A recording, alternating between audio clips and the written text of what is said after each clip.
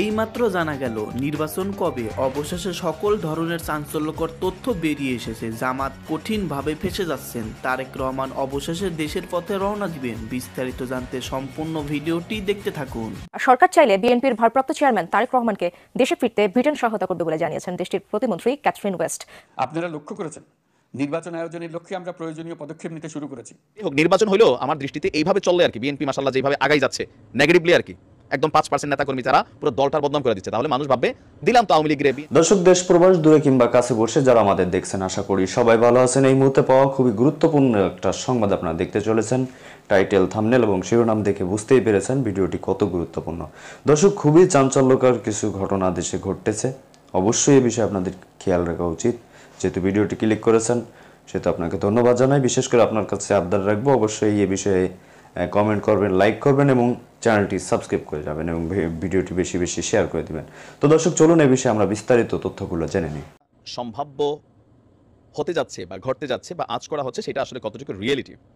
ধরেন আওয়ামী লীগ তো মাঠে নাই, এখন বিএনপি এবং জামায়াত ইসলাম মিনস হচ্ছে এটার সাথে হেফাজত ইসলাম আছে, এটার সাথে আপনার চরমোনাই টিম আছে, তারা রাইট নাও একটা টিম। অপরদিকে বিএনপি আপনার হচ্ছে সিঙ্গেল টিম বাট বৃহত্তর টিম। তো আপনি কি মনে করছেন যে এই মুহূর্তে যদি এই দেশে সুষ্ঠু একটা নির্বাচন হয় তাহলে জনগণ কাকে ভোট দিবে? জামায়াত ইসলামের জোটকে ভোট দিবে নাকি ধরেন বিএনপিকে ভোট দিবে? অথবা বিএনপিকে ভোট দিলে আওয়ামী লীগ যে গত 16 বছর দুঃশাসন চালিয়েছে, লুটপাট করছে, রাহাজানি করছে, সেগুলো 100 থেকে বিএনপির হাতে গেলে কত পার্সেন্ট কমবে? অপরদিকে জামাতের হাতে গেলে 100 থেকে কত পার্সেন্ট কমবে? আপনি আজ ভোটার হিসাবে নিচে লিখতে থাকেন আর আমরা বাকি বিশদ আলোচনা করছি। বাংলাদেশের গণমাধ্যমে প্রতিদিন 50 থেকে 100টা নিজেরা জবরদখল, লুটপাট, চাঁদাবাজি এরকম ইস্যুতে প্রতিদিন ঘটনা ঘটছে। তবে ব্যতিক্রম হচ্ছে বিএনপির হাই কমান্ড। এরকম পরিস্থিতি দেখে জনগণের মধ্যে একটা রিয়াকশন হচ্ছে। অপরদিকে আপনি দেখেন জামায়াত ইসলামের যে পলিটিক্যাল সিস্টেম বা এথিক্স, গণমাধ্যমে জামাতের আমির সাক্ষাৎকারে বলছে দীপ্তি চৌধুরীকে যে প্রকাশ্যে অথবা গোপনে জামাত কোনো বা জামাতের কর্মীরা কোনো আকাম কুকাম করে পারলে প্রমাণ দেন।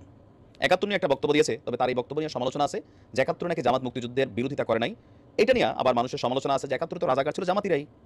এখন তিনার এই বক্তব্যটা নিয়ে আবার নতুন করে আরেকটা টার্নিং আছে, বাট বাকি বক্তব্যগুলো যদি আমরা ধরি জামাতের একটা ক্লিন একটা ইফেক্ট কিন্তু তৈরি হচ্ছে। এখন ডক্টর মোহাম্মদ ইউনূস তিনি যদি খুব শর্ট টার্মে একটা নির্বাচন দিতে চান, তো সেই ক্ষেত্রে ক্ষমতা আগামী 6 মাস পরে যদি নির্বাচন দেয়, এটা কিন্তু প্রেডিকশন বলছে। প্রতিদিন পত্রিকার খবরগুলোতে মানুষ ভাবতেছে বিএনপি আওয়ামী লীগ মুদ্রার এই পিঠ এবং ওই পিঠ। তবে ওই যে বলছিলাম হাই কমান্ড ভিন্ন। তারেক রহমান দেখেন জনগণের কাছে আস্থার জায়গাটা ফিরিয়ে আনার জন্য সুন্দর কিছু উদ্যোগ নিয়েছেন, যেটা বিএনপি জীবনও করে নাই। যেমন প্রথম দেখেন সারা বাংলাদেশে এই যে একটা পোস্টারিং খেলা শুরু হয়ে গেছিল, মনে হচ্ছিল বিএনপি ক্ষমতায় বসে যাবে, ভাই পোস্টার ব্যানার দিয়ে ছায়া ফেলছিল, সব কিন্তু তোলাইছে। কারণ মানুষ এগুলা পছন্দ করে না, তিনি কিন্তু এটা বুঝতেছেন। পাশাপাশি বিএনপির হাই কমান্ডে যারা আছেন, মির্জা ফখরুল ইসলাম বা রুহুল কবির রিজভী, তারা কিন্তু আরেকটা বার্তা দিচ্ছেন যে আওয়ামী লীগ করে ভালো মানুষ তারা কিন্তু মামলার আসামি করা যাবে না, আপে তাপে মামলা দেওয়া যাবে না, তার উপরে মব জাস্টিস করা যাবে না। বিএনপির হাই লেভেল এটা বলতেছেন, কিন্তু সমস্যা হচ্ছে আওয়ামী লীগ এবং বিএনপির মধ্যে চেইন অফ কমান্ডে লোয়ার লেভেলে যে সকল নেতাকর্মীরা আছেন তারা এটা মানে না। বিপরীত দিকে জামাতের একটা ডিফারেন্ট চিত্র আছে, উপর লেভেল থেকে যা কইছে একটা দায়িত্ব বিহাজাল ইমাম, এটা তারা ফলো করে। আর এই কারণে জামাতের রাজনীতিতে কন্ট্রোলিং ইস্যুটা খুবই শক্ত। এছাড়াও নর্মালি চাঁদাবাজি, লুটপাট, ইফটিজিং, ওই জিবি স্ট্যান্ডে টাকা তোলা, বালুরঘাট দখল করা, জামাত আসলে এই লেভেলে কখনোই আপনার ধরেন আমি দেখি নাই ব্যক্তি জীবনের রাজনীতি যখন করছি।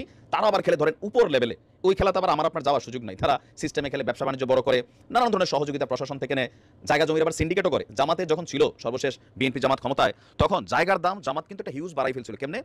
একটা এলাকাতে গিয়ে তাদের কাছে পয়সা আছে, মাইলের পর মাইল খেত কিনা ফেলতেছে, ওইখানে তারা হালাল হইতে বিজনেস করতেছে, বাট জায়গার দাম বাড়াইছিল।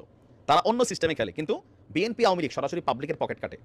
এটা 5 to 10% কর্মী আমরা কিন্তু আসি প্রত্যেক দলে, এই কাজগুলো আমরা করি।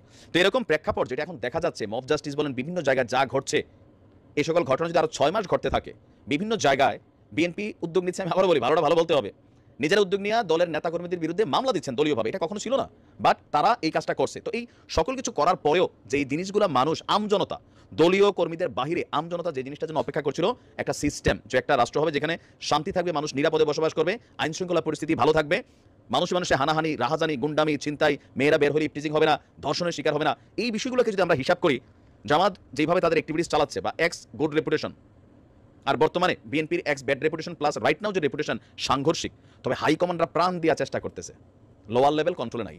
এরকম যদি হয়, ডক্টর ইউনূসকে যদি একটা সিদ্ধান্ত নিতে হয় যে চট করে একটা ইলেকশন দিতে হবে অথবা সামহাও একটা সেফ এক্সিট নিতে হবে, অনেকে যারা বলছেন যে তিনি এটা করবেন, পালাই যাবেন, এসে যেটাই হোক নির্বাচন হইলেও আমার দৃষ্টিতে এইভাবে চললে আর কি, বিএনপি মাশাআল্লাহ যেভাবে আগাই যাচ্ছে নেগেটিভলি আর কি, একদম 5% নেতাকর্মী তারা পুরো দলটার বদনাম করে দিচ্ছে, তাহলে মানুষ ভাববে দিলাম তো আওয়ামী লীগরে, বিএনপিরে, জামাতের এককভাবে একবার দিয়া দেখি।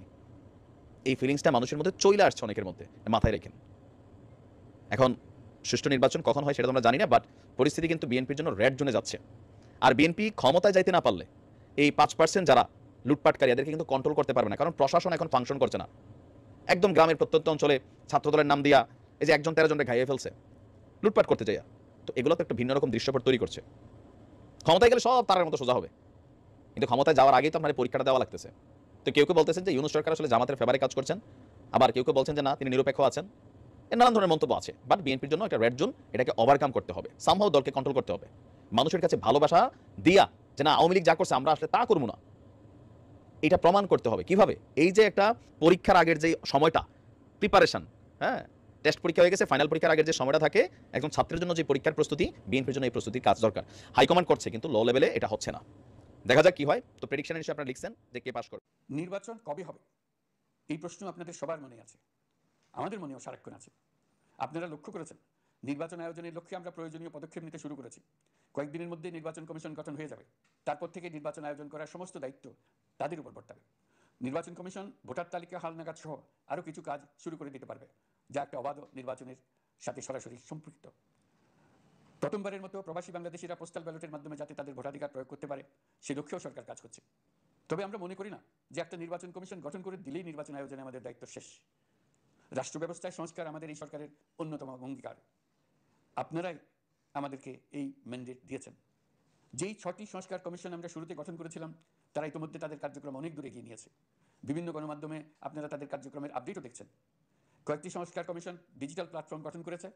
আমার অনুরোধ আপনারা এই প্ল্যাটফর্মে উৎসাহ সহকারে আপনাদের মতামত জানাতে থাকুন। প্রথম 6টি সংস্কার কমিশনের মধ্যে একটি হলো নির্বাচন সংস্কার কমিশন। নির্বাচন অনুষ্ঠানের জন্য এই কমিশনের সুপারিশমালা অত্যন্ত জরুরি। তাদের প্ল্যাটফর্মে যান, আপনার মতামত খোলাখুলিভাবে তুলে ধরুন। আপনি দেশের মালিক, আপনি বলে দিন আপনি কী চান, কীভাবে চান। নির্বাচন নিয়ে আপনাদের সকল বক্তব্য বিনা দ্বিধায় বলতে থাকুন, আপনার মনের কথা তুলে ধরুন। আমার অনুরোধ সংস্কারের কথাটাও একই সঙ্গে বলুন। সংস্কারকে পাশ কাটিয়ে যাবেন না। নির্বাচনের কথা বলার সঙ্গে নির্বাচন ও অন্যান্য ক্ষেত্রে সংস্কারের কথা কি বলুন। সংস্কার হলো জাতির দীর্ঘমেয়াদী জীবনী শক্তি। সংস্কার জাতিকে, বিশেষ করে আমাদের তরুণ তরুণীদের নতুন পৃথিবী সৃষ্টির সুযোগ দেবে, জাতিকে বঞ্চিত করবেন না। নির্বাচন আয়োজনে যে সংস্কার কমিশনের সুপারিশমালায় রাজনৈতিক দলসমূহ এবং দেশের সকল মানুষের মতামত অপরিহার্য, সেই কমিশন হলো সংবিধান সংস্কার কমিশন। এই সুপারিশমালার যে অংশ সকলের কাছে গ্রহণযোগ্য হবে তার ভিত্তিতে নির্বাচনী আইন সংশোধন করতে হবে। সমান্তরালভাবে ভোটার তালিকাও হালনাগাদ করার প্রক্রিয়া চলতে থাকবে। আমি নিশ্চিত নই সংস্কার প্রস্তাবসমূহ বাস্তবায়নের সুযোগ আমরা কতটুকু পাবো, তবে আমি আপনাদের কথা দিচ্ছি আপনারা সুযোগ দিলে প্রয়োজনীয় কিছু অত্যাবশ্যকীয় সংস্কার কাজ শেষ করেই আমরা আপনাদের কাঙ্ক্ষিত নির্বাচন আয়োজন করব। ততদিন পর্যন্ত আমি আপনাদের ধৈর্য ধারণ করার অনুরোধ করব। আমরা চাইব আমরা যেন এমন একটি নির্বাচন ব্যবস্থা সৃষ্টি করতে পারি যা যুগ যুগ ধরে অনুসরণ করা যাবে। বাৎসরিক রাজনৈতিক সংকট থেকে আমাদের দেশ রক্ষা পাবে। এই জন্য প্রয়োজনীয় সময়টুকু আমি আপনাদের কাছ থেকে চেয়ে নিচ্ছি। নির্বাচনী সংস্কারের সিদ্ধান্ত হয়ে গেলে খুব দ্রুত আপনারা নির্বাচনের রোডম্যাপও পেয়ে যাবেন।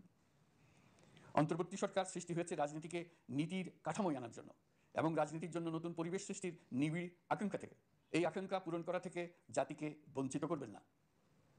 নির্বাচনের ট্রেন যাত্রা শুরু করেছে, এটা আর থামবে না, কিন্তু যেতে যেতে আমাদের অনেকগুলো কাজ সেরে ফেলতে হবে। এই ট্রেন শেষ স্টেশনে কখন পৌঁছবে সেটা নির্ভর করবে কত তাড়াতাড়ি আমরা তার জন্য রেল লাইনগুলো বসিয়ে দিতে পারি, আর তা হবে রাজনৈতিক দলসমূহের ঐক্যমত্যের মাধ্যমে। তো দর্শক দেখলেন খুব গুরুত্বপূর্ণ প্রতিবেদন। এতক্ষণ আমাদের সাথে থাকার জন্য সবাইকে ধন্যবাদ জানাচ্ছি। দর্শক, যেই প্রতিবেদনগুলো দেখলেন এগুলোর সাথে আপনি সহমত কিনা, খুবই গুরুত্বপূর্ণ বক্তব্য এবং ভিডিওগুলো দেখছিলেন। অবশ্যই বিষয়ে আপনাদের মতামতটা চাই। আর হ্যাঁ, আমাদের এই চ্যানেলটি সম্পূর্ণ নতুন, অবশ্যই আমাদের এই চ্যানেলটি সাবস্ক্রাইব করে রাখবেন এবং বেল আইকনটা অবশ্যই বাজিয়ে রাখবেন আর সংবাদটি শেয়ার করে দেবেন। তো ভালো থাকুন, সুস্থ থাকুন। আসসালামু আলাইকুম।